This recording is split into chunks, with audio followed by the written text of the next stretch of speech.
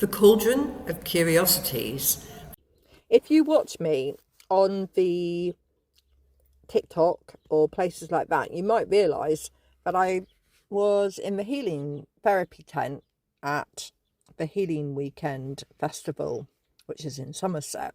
I've never been before, and it certainly was an experience with the heat that we had that weekend. And Bumble, I had to get a cool coat, and I bought him a cool mat, which he managed to mash, so that's now in the bin. And we decided to do some intuitive wandering around Somerset, and we had the option of a few routes and took one and found ourselves going down a road with hedgerows that were alder trees, which I thought was amazing because I haven't seen a hedgerow made up of alders before. But I'm guessing because there are dikes around that area, they get plenty of water, which would make them very happy indeed. And we then found ourselves in Glastonbury and actually got a parking place somewhere where I didn't have to pay, which was a bonus. And we went for a little bit of a wander and took a turn down Silver Street. And I was quite surprised because I noticed a poster in a window which said about the Museum of Wisdom, Mystery and Magic. And I thought, I've not been there before. Let me have a closer look. And there was a telephone number. So me being me, I didn't ring it. I decided to send them a text because I don't know why I did that, to be honest. Part of me thought it was easier to send a text message, and asked if I could view the museum because I thought it would have plenty in there to interest me, because I could see there are books and there are some curious objects in the window. So I sent the text message and waited, and I did actually get a response, and the response was 9 o'clock Tuesday morning was good for the curator, owner of the museum, Michael Tyack. And here is the conversation where Michael tells me about the museum, and then we find out that we've both lived in the same area, which was quite interesting. Today we have Michael Tyack. Welcome to the Cauldron of Curiosities, Michael. Thank you very much. And yeah, we've met. Well, you texted me to come and see the museum, and my phone number is on the window. But I get maybe one person every 3 weeks or something. Okay. Will text me. So the general population either aren't that sharp-eyed, or they're not that curious. And the museum is based here on Silver Street in Glastonbury. Yeah. And it's got a number on the door, which is 777, which, signifies that you're entering a magical world. Mm-hmm. And we have a few events here, like we have the British Society of Dowsers, the Glastonbury branch, meet here the last Wednesday of each month. Mm-hmm. And we always have an amazing speaker that is just totally out of this world. So every month it's out of this world. It's amazing. And what time do those meetings start? Well, everything here kind of starts at 7. Mm-hmm. And everything's a kind of suggested donation of £7 kind of thing, but Okay. It's all done by just suggested donation. It's not, you don't have to donate. It's Okay, lovely. Yeah. And you said you were a musician as well. What type of music do you play? Well, I play historical music, mainly kind of Tudor and Jacobean, Mm-hmm. Baroque, Renaissance. But then I also like to play kind of 60s obscure folk rock, psychedelia, Okay. the 60s, Yeah. early 70s underground music. Yes. Yeah. They were bringing in some alternative sounds, weren't they? Which you can sometimes hear in some of the more popular bands that time. They were tapping into Merlin, I think. They were tapping into the kind of sound of the land and the kind of magic of England. And it was a totally kind of magical time, you know, from about 1965 to 1975. Yeah. And then things got a bit tougher, you know, equally magical with punk and all that. But the real magical time that I love with music is 65 to 75, and then the Middle Ages and the Elizabethan and Jacobean period. Yeah. No, that's marvellous. And is there any particular places that you would recommend people go to listen to that type of music? Do you put anything on to any streaming sites? I've got a bit lazy with that. You know, I've got, you know, there's plenty of. I had a band. I still have a band called Circulus, and there's plenty on YouTube of what we've done throughout the years. Mm-hmm. But you know, I have little concerts here. We've got a concert here on Thursday of a band called Alento de Lua, which is kind of intricate folk jazz with Jenny Bliss, who's a very well-known local musician, my girlfriend Marianne, and a chap called Rob Bray, and that's the trio. So you can hear some really kind of like delicate, high-class, intricate, I call it kind of jazz folk, and that's on Thursday here. So we have a few little events. We kind of keep it quiet. And how do people, do they buy tickets beforehand or it's pay not on the ticketed, it's just, you just come and it's Okay. a little donation if you feel like it. Oh, Yeah. lovely. Yeah. So tell me, how long have you lived in Glastonbury? 14 years. 14 years. And you took this place on and renovated it and created a place of magic. Yeah. And what made you curious about buying here? Well, it was all meant to be, because my dad had passed and my mum was like saying, Michael, you're the only child without a house. I'm going to try and get you a house. And I had a budget of, you know, the maximum was like 200,000. So it was great, but you can't really get much for 200,000. No. And I was really lucky, and this place came up for auction it was a few days after I had access to the money.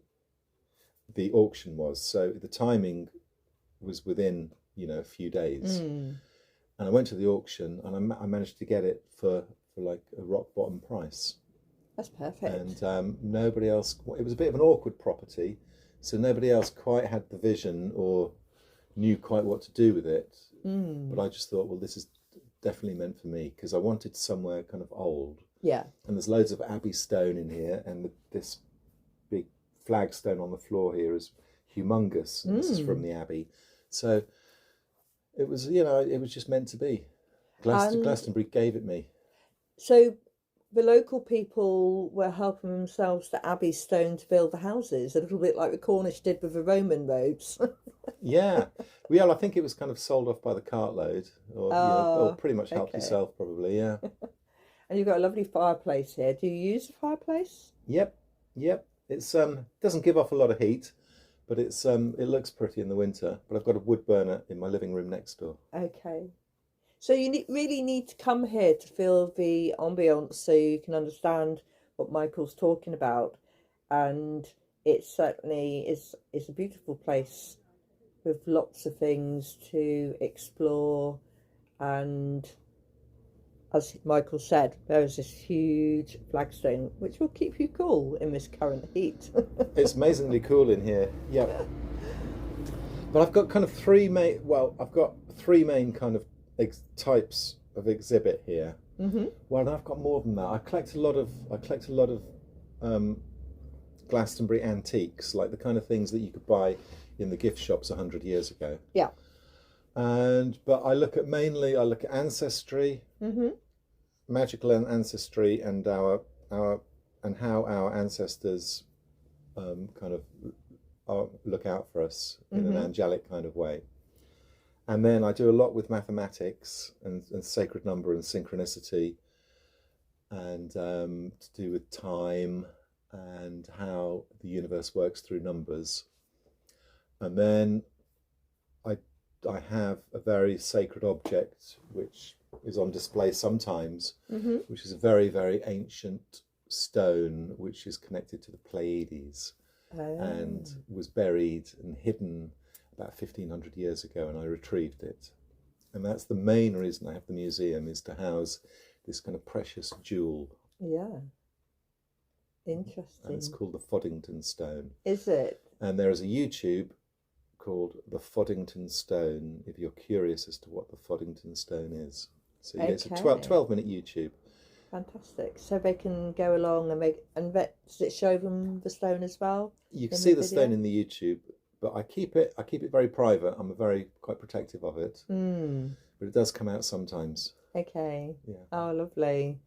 And so we have a number of books here. Are these for people, are they able to touch if they come here? Yeah. And do you have like a subscriber library or anything like that? No, it's all very just kind of, there's no kind of structure here really. There's we have a Facebook and we have a website, but I don't do very much with that. My housemate does a little bit with that. Yeah. We're very dysfunctional really, and entrance is just by synchronicity really. Like you come in and you stare through the window. Yes. Or you text me, or you might be sharp-eyed and see that there's a phone number in the window and text it. But a lot of people kind of want to come in, but they don't, because they're not quite meant to come in. It's not the museum kind of is very selective about who comes here. Yes, I certainly get that sensation, because it's almost like if you're meant to walk past and notice it. And there are a couple of places like that, I think, in Glastonbury, and some of them don't want to be seen. And I was talking about one particular place to a friend and said, "Oh, there's a place in the high street. I know it doesn't want to be seen." It's because there's so many times I walked past it and never saw it. And the first time I found it, I could feel myself being told not to look. So I thought, that made me curious. I wonder, what's that place then? I'll tell you in a minute. But it just made me go, oh, who's pushing me away? Because I could feel the push. And that made me, I'm a curious person, which is why I did the podcast, so I can explore things I'm curious about. And but some of it is to share with others, to say these things are out there, if you open your eyes, or notice in the corner of your vision, because sometimes looking direct it disappears, and to hopefully, even if it reaches one person who goes, oh, somebody else thinks the same way as me. And occasionally you have those moments, don't you? So tell me about your book collection. I'm a book lover. I have far too many books in my van with me. My dad would say, "Why do you need so many books by Kindle?" But it looks like you love books. It's really not the same on a Kindle. I know. So there's about 20 or so books along this shelf here. Yes. And these are all written by George Smith. And who was George Smith? Because I don't know him. It's this gentleman here. Okay. And he's my great grandfather. And he was a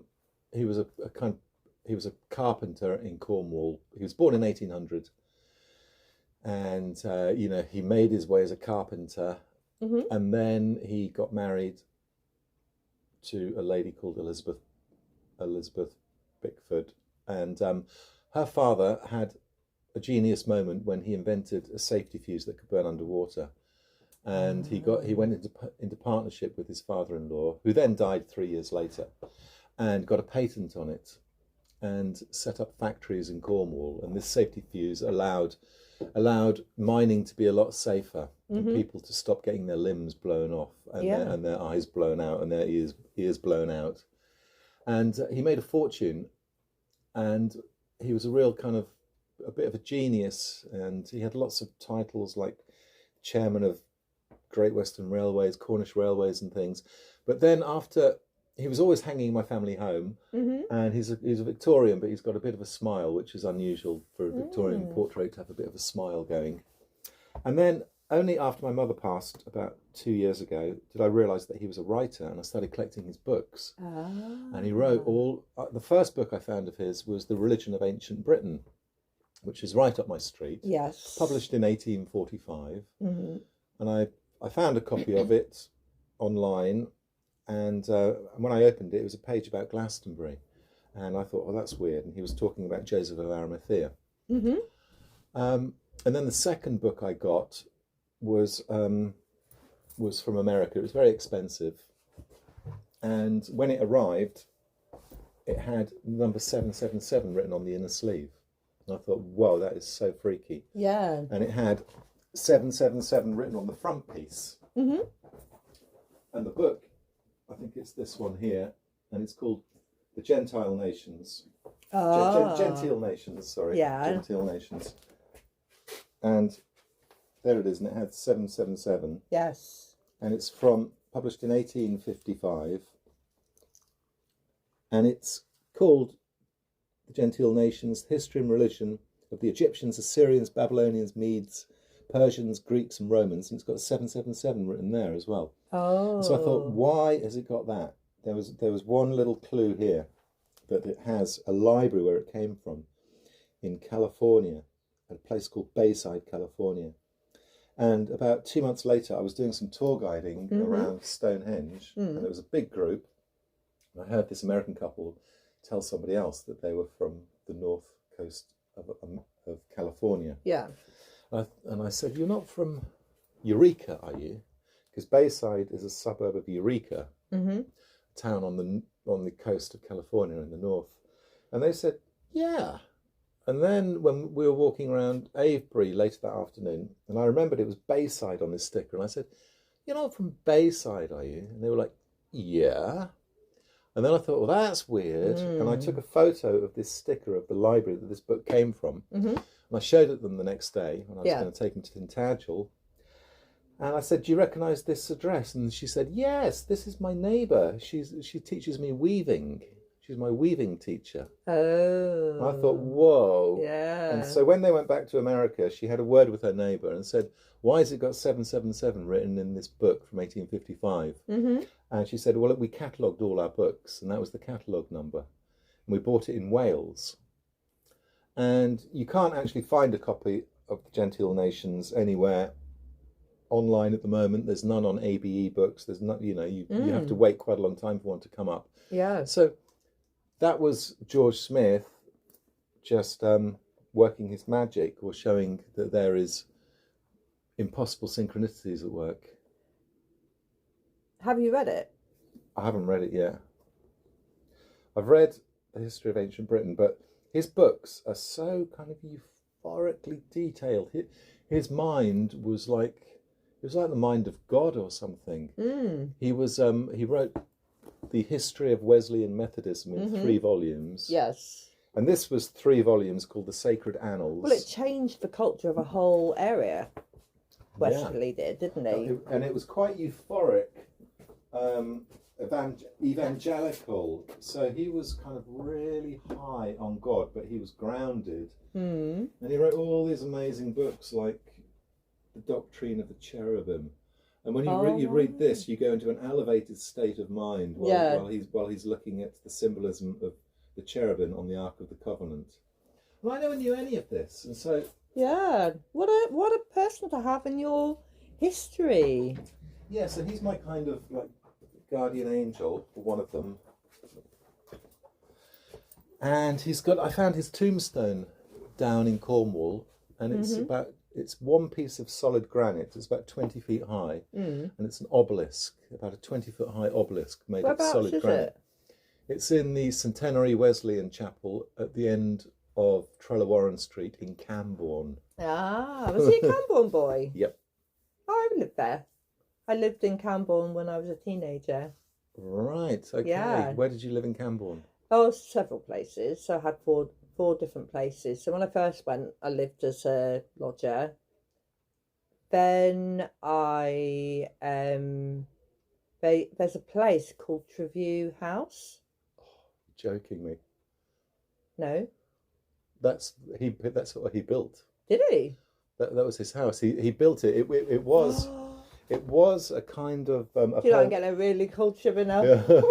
It was kind of a home for the poor, but I think it was demolished, and he built Treview House, and that was where he lived. Oh wow! And Do that you was know, it's that was really... where he wrote all these books. In Do you know the Trevieux. bizarre thing about Trevieux House is when I lived there, there was a caretaker there, but nobody lived in the house. It was I don't know. I never found out who the owner was. Wow.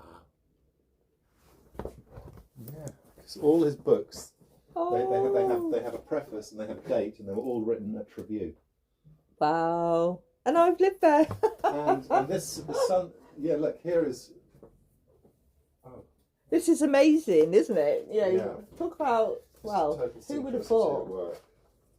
Oh yeah, look, on the wall here. Yeah. That's it, Trevieux. Beautiful. And there's a sundial in the garden there. Yes. And the sundial. It's in your garden now. Yeah. I love sundials. Yeah, absolutely beautiful. I actually did look to see if I could find any information out about it, because it's in quite an unusual location when you think about where the other big houses were. It was quite close to the factories, because you had Holman's along the main road coming along to the station. But it was quite a formative part. I was waiting to join the armed forces. And so it was a place where I probably had about 4 different part-time jobs. Do you know what year that was? I lived there from 1983 to 1985. Right, yeah, because I left Cornwall in 1982 and I went to live in London. But I was always going up and down Beacon Hill. I used to have a motorbike. I had a TS 100 at the time, blue Suzuki. Used to pop around.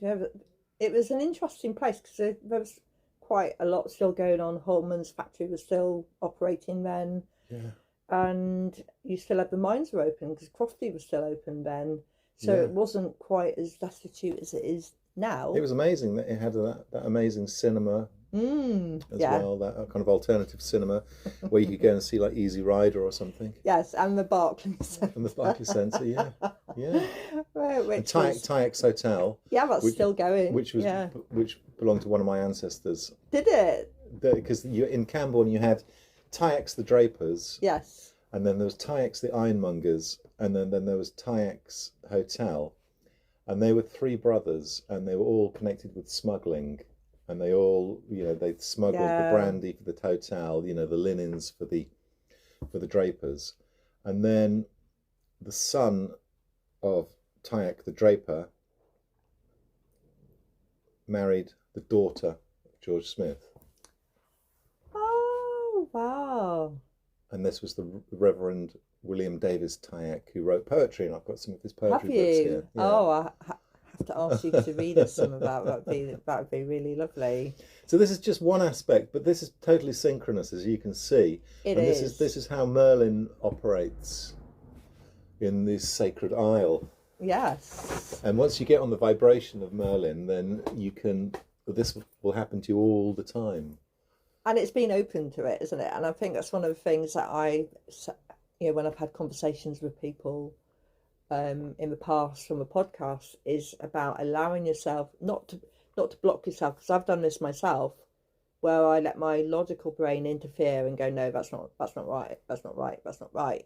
And so I then get something like you that comes along and smacks me in the face with guess what? You just hit the jackpot. And it's something, because it's like, how can if somebody's listening and going, that's just weird, that's not right, and thinking, it doesn't matter what you call it, it's real and it's magical. Yeah, what's the chance of that? It's funny. I wonder if you'd have noticed that was Trevieux House on the wall there. The second one I have seen, because they've recently done it up. I don't know if you've been there recently. Yeah. And they've done up, the cottages. Not cottages. They had houses that they had converted down the back. Yeah. they've all been done up, and it's all smart there now. Yeah. Yes, it's quite So- posh there now. Yeah. It looks very different, because when I lived there, it's very, the trees were all, and Was it a bit run down? It was a little bit run down, and the caretaker was really, really old. And he literally, you pay him cash, and he write down a little book Oh, to say that you paid. You had a book that was yours for your rent book. Yeah, your rent book. Those are the days. It was also one of those places where people would say, if you can get in there, it was very relaxed. There was nobody going, oh, you've got to be in by a certain time. Yeah. They just left you alone. You could park your bike up. Nobody was going to steal it. You're right by the station. Yeah, it had a lot of flexibility, and it's an interesting place. But then when you start looking at some of the lines in Cornwall as well, about where The earth energies. lots of different bits where they all sort of come together, and then whatever's going on with the adits underground, and who knows with all that metal. Yeah. So were you born in Camborne? I was born in Bedfordshire, and then we moved to Guernsey when I was 3 months old. And my dad was a manager of a tomato of the vineries, and he had a really good job, and he sent us all the kids to college. And but then the tomato industry collapsed in about 1977, 78, and we moved back to Cornwall in 78. And I went to school, finished school in Penzance, and then when I was 17, I just buggered off to London. And then I buggered off to America. Yeah. And what's that doing? Do music? Play music? Yeah, it was being, trying to do a band and stuff. Yeah.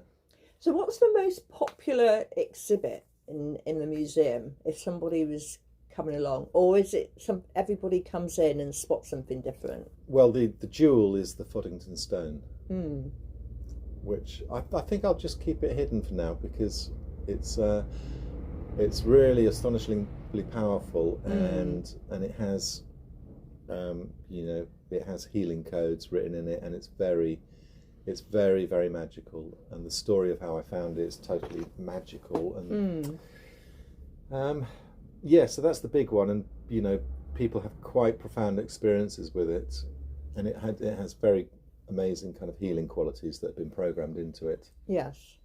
So if anybody wants to come and have a healing or something like that has some kind of problem that they can't get fixed, then I would offer them to come and sit with the Foddington Stone, and use a bit of Pleiadian hospitality. Okay, fantastic.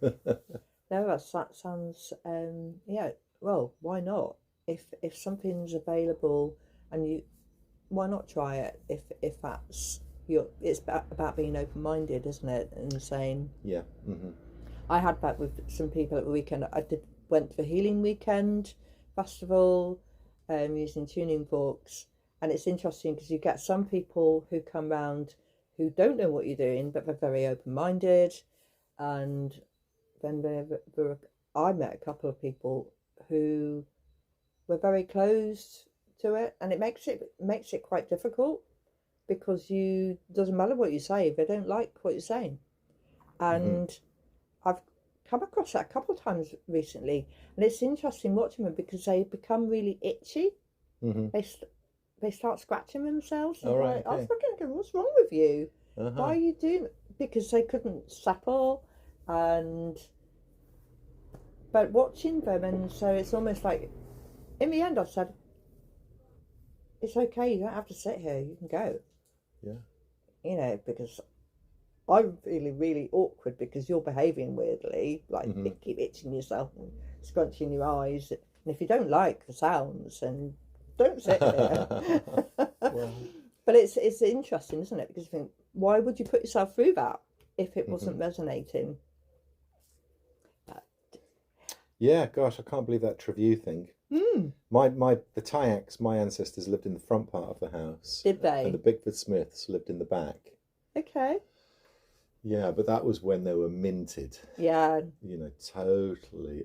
I mean, I've got the will of George Smith. Have you? He passed in 1868, and he was worth, I don't know, something well over £30,000 and all that. And did they leave you any items apart from the sundial? Did you get left anything that you've got in the museum? Well, a few little bits, like a few portraits there, and you know, the portrait is the only surviving portrait of George Smith, because everything went to his sons, and I'm descended from one of his daughters, and so there's a big collection of the George Smith family archive in a house near Helston that I've yet to visit, which is a Bickford Smith kind of country home. And I've yet to visit that, but that's going to be a gold mine of George Smithness. Yeah. I'm going there this summer. Do you know what the house is called? Yeah, I do. Oh gosh, but I can't remember the name now. Just trust something. I can't remember it right now. Because there is a place that's on the way to the Seal Sanctuary. So you go past RNAS Coldrose. I know the one you mean. That does it begin with a B? I can't remember the name of a place, but I remember driving down there, and it's got this beautiful white gateway house, and it really stuck with me. You go, oh, who lives there? It's gorgeous. Clarence, maybe. Clarence.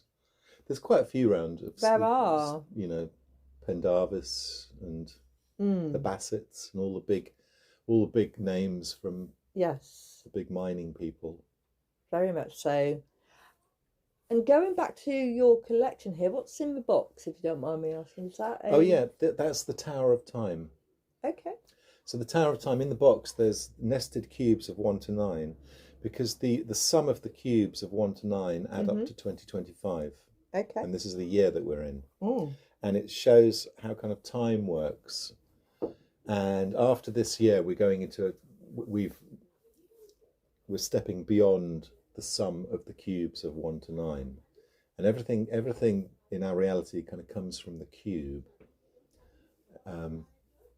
We're all made, you know, this is why they have that big black cube in Mecca, because they walk around this big black cube, because everything's kind of, this dimension's made from cubes. This is the kind of technology behind the Matrix.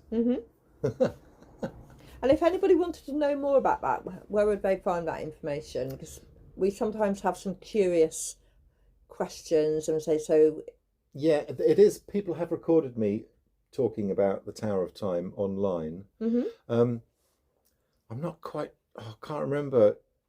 I can't quite remember. You'll probably just come across it synchronistically. But if you maybe if you type in the Tower of Time, something like Tower of Time, Michael Tyack, something might come up. Okay. That would be, have a look at that. So those of you that are like me, that like to go off down rabbit holes, have a look and get some more information so you understand what Michael's been talking about. So Well, come here. Come here to the museum if you're in Glastonbury, and peer through the window, or ring the number, or text the numbers better. Yes. So there's so much here to see. It would be, and I'm not really going to sit here and read you out an inventory, but I think there's probably something here for everyone from the different interests that people have, and come in with an open mind and an open spirit. And if you can bring as much magic as you've brought, Sarah, with the Trevieux story, then we're laughing, aren't we? We are, and I think, you will have more coming. I get a really good feeling that the curious wanderers will be finding your door. Yeah, and there'll be something, hopefully, that you'll find here that will just kind of slightly blow your mind and make and remind you that you're in Merlin's Isle. Very much so. Yeah. No, that's wonderful. Well, I'm going to say thank you very much, Michael, and I would love to have a chat with you again, and maybe focus on a subject that you love, Okay. if that would be okay. Absolutely, yeah. And but today is all about, encouraging people to ring the number that's in the window or knock on the door if someone's at home. Be brave. Don't be put off because you can't see what's going on inside. And this is a metaphor for life as well. it is. Step forward. I got told that the other day. And the tone says, we're done. Thank you very much. Thank you.